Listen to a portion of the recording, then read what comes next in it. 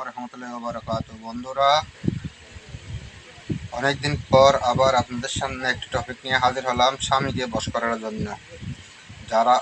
যে স্ত্রী লোক বলে আমার স্বামী আমার কথা শুনে না, আমার কথা করে না, আমাদেরকে দেখতে পারে না, বা ভাত কাপড় দেয় না, বা আমাদের সাথে শুধু ঝগড়া করে এবং আমাদেরকে দিন রাত অন্যায় অত্যাচার করে, এরকম স্বামীকে বশ করার জন্য, স্বামীকে বশ করে রাখার জন্য এই নকশা, এই তকদির যাদের দরকার হবে তারা ব্যবহার করবেন। এই তকদির যারা ব্যবহার করবেন ইনশাল্লাহ এর ফল বুঝতে পারবেন।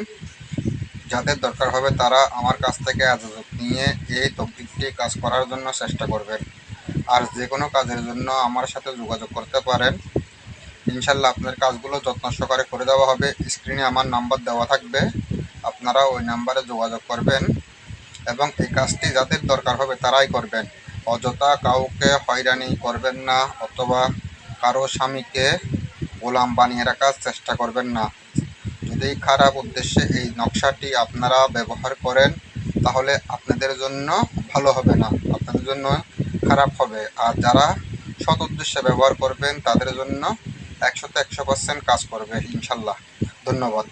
আসসালামু আলাইকুম।